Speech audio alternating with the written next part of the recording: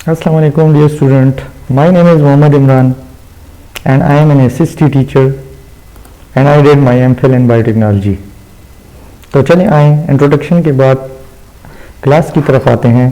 मैं आपको बायोलॉजी पढ़ाऊंगा और आज जो हमारा टॉपिक है वो हमने क्लास 9 की बुक से सिलेक्ट किया हुआ है और टॉपिक हमारा है ब्लड सेल्स। Blood sales. पिछली क्लास में मैंने आपको ब्लड के कंपोजिशन के बारे में बताया था कि ब्लड जो होता है वो टू टाइप्स ऑफ कंपोनेंट से कंपोज होता है। एक को हम कहते हैं ब्लड प्लाज्मा और सेकंड को हम कहते हैं blood cells. So blood plasma 55% of the blood होता है, जबकि ब्लड सेल्स मुश्तमिल होते हैं 45% पर, यानी the 45% of the blood consist of blood cells. अब there are 3 types of blood cells. Blood cells की 3 किस्म के अकसाम हैं, जिनमें पहले को हम कहते हैं रेड ब्लड सेल्स यानी एरिथ्रोसाइट्स, दूसरे को हम कहते हैं वाइट ब्लड सेल्स यानी ल्यूकोसाइट्स, थर्ड प्लेटलेट्स यानी थ्रोम्बोसाइट्स। तो चलें आए पढ़ते हैं सबसे पहले कि ब्लड सेल्स के पहले टाइप यानी रेड ब्लड सेल्स के बारे में। रेड ब्लड सेल्स यानी एरिथ्रोसाइट्स। अगर हम शेप की बात करें रेड ब्लड सेल्स की, तो जैसे कि आपको स्क्रीन पर दिखाई दे रहा है, रेड ब्लड सेल्स शेप में बायोकनकेव होते हैं या राउंडेड होते हैं। बायोकनकेव यानी दोनों साइड से ये कनकेव होते हैं, जैसे कि एक फैंटा की टॉफी होती है और वो दिखाई देती है, इसी तरह की स्ट्रक्चर जो शेप है वो रेड ब्लड सेल्स की है। अच्छा, 1 क्यूबिक मिलीमीटर ऑफ ब्लड जो होता है ये तकरीबन 5 मिलियन आरबीसीज पर मुश्तमिल होता है। अब आरबीसीज बनते कहाँ हैं? तो RBCs are formed in liver and spleen in embryonic stage, यानी एम्ब्रियोनिक स्टेज में ये कहाँ पे बनते हैं? ये लीवर और स्प्लीन में बनते हैं। लेकिन जैसे जैसे अब एडल्ट्स में ये कहाँ पर बनते हैं? तो एडल्ट्स में रेड ब्लड सेल्स जो हैं वो बोन मेरो में बनते हैं। और कौन से बोन मेरो में? खासकर स्टर्नम में, जो हमारी रिब्स पसलियाँ हैं या वर्टिब्राए हैं, तो इसमें रेड ब्लड सेल्स जो हैं वो बनते हैं। और फिर एडल्ट स्टेज में ये डिस्ट्रॉय कहाँ पे होते हैं? ये लीवर और स्प्लीन में डिस्ट्रॉय होते हैं। जैसे कि हम आगे पढ़ेंगे इंशाल्लाह कि इसका जो लाइफ स्पैन है तो वो 120 डेज है, इसलिए ये डिस्ट्रॉय होते हैं। अच्छा, freshly formed red blood sales जो होते हैं, जैसे कि हमने पहले पढ़ा, है न्यूक्लियस। तो इसमें न्यूक्लियस होता है, जैसे फ्रेशली यानी एम्ब्रियोनिक स्टेज में होता है, तो इस स्टेज में यहाँ पर इनमें न्यूक्लियस होता है और अदर ऑर्गेनेल्स भी होते हैं। लेकिन वक्त के साथ साथ यानी मैच्योरेशन के साथ ये न्यूक्लियस और अदर ऑर्गेनेल्स जो होते हैं वो रेड ब्लड सेल से ख़त्म हो जाते हैं। Therefore mature red blood cells are without nucleus, इसलिए इसमें न्यूक्लियस नहीं होता मैच्योर रेड ब्लड सेल्स में। अब the colour of red blood cell is due to haemoglobin. एक पिगमेंट है, एक कलर है जिसको हम हीमोग्लोबिन कहते हैं। इसी वजह से जो खून का रंग है वो सुर्ख है। और एवरेज लाइफ स्पेन के बारे में मैंने आप लोगों को बता दिया पहले ही कि ये इसका एवरेज जो लाइफ स्पेन है रेड ब्लड सेल्स का वो 120 डेज है। अब फंक्शन क्या है? What is the function of red blood cell? So the function of red blood cell is to carry oxygen from lungs to all parts of the body. यानी जैसे ही हम knows के जरिए सांस लेते हैं, हमारा रेस्पिरेटरी सिस्टम, तो ये ऑक्सीजन हमारे लंग्स में जाता है और वहां से ये रेड ब्लड सेल्स ऑक्सीजन को पिक करता है। सो ये ऑक्सीजन को पूरी बॉडी में सर्कुलेट करता है, ये इसका फंक्शन है। व्हाइट ब्लड सेल्स यानी leukocytes. White blood cells are irregular in shape and are colourless. जैसे कि हमने उनके बारे में बताया, रेड ब्लड सेल्स के बारे में बताया, तो रेड ब्लड सेल्स जो होते हैं वो बाइकनकेव होते हैं और राउंडेड होते हैं। लेकिन उसके मुकाबले में व्हाइट ब्लड सेल्स जो है ये इर्रेगुलर इन शेप है, इसका कोई खास शेप नहीं है और ये कलरलेस होते हैं। जैसे कि red blood cells 1 cubic millimetre में अराउंड अबाउट 5 मिलियन आरबीसीज होते हैं। इसी तरह 1 cubic millimetre of blood contain 7000 to 8000 white blood cells. Sorry, यहाँ पे ये गलत लिखा गया है, लेकिन वाइट ब्लड सेल्स 7 से 8000 होते हैं। अच्छा, जैसे कि रेड ब्लड सेल्स का लाइफ स्पेन जो था वो 120 डेज था, तो वाइट ब्लड सेल्स का lifespan 7 hour to 3 days होता है।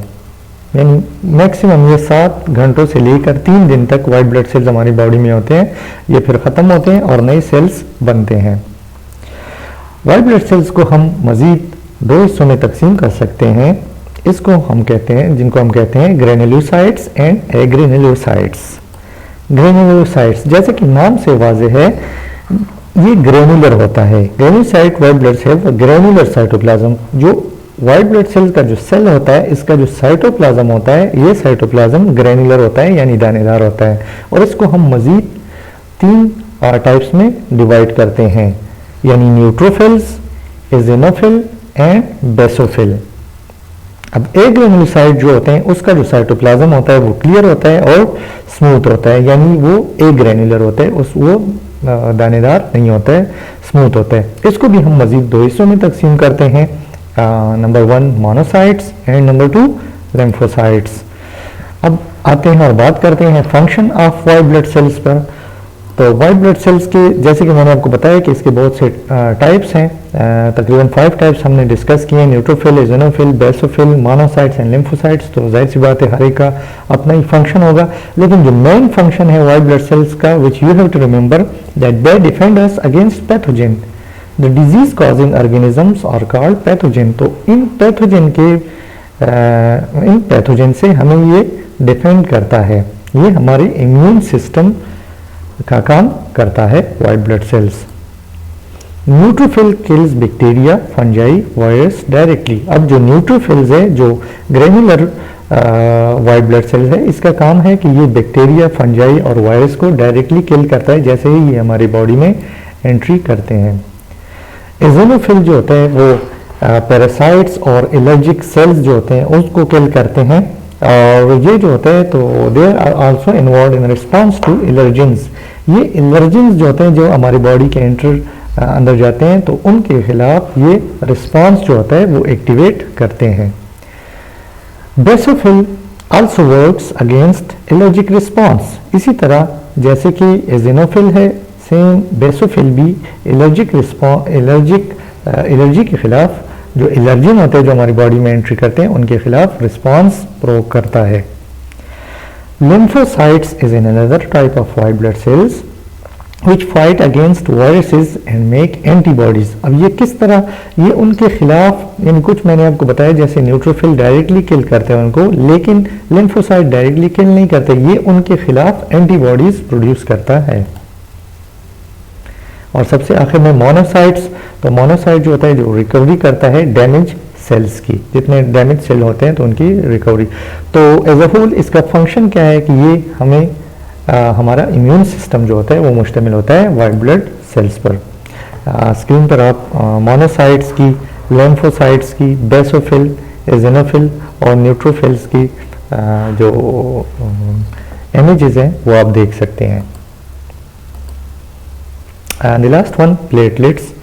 प्लेटलेट्स को हम थ्रोम्बोसाइट्स भी कहते हैं। अब प्लेटलेट्स जो होते हैं, these are called not true cells, क्योंकि ये ट्रू सेल्स इसलिए नहीं होते हैं as they are picked up from large cells of bone marrow. ये बोन मैरो से जुदा हुए होते हैं। ऐसे होता है कि ये सेल्स नहीं होते, ट्रू सेल्स नहीं होते, लेकिन उनका बोन मैरो का एक हिस्सा होता है और इसका जो स्ट्रक्चर है वो स्पिंडल इन शेप होता है।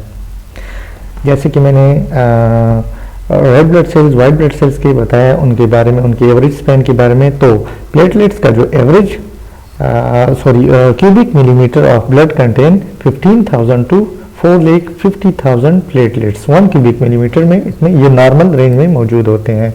और इसका जो एवरेज लाइफ स्पैन है वो 7 to 12 डेज है। चूंकि प्लेटलेट्स में पिगमेंट नहीं होता, therefore they are कलरलेस, ये भी कलरलेस होते हैं। आते हैं फंक्शन के बारे में कि फंक्शन क्या है प्लेटलेट्स का।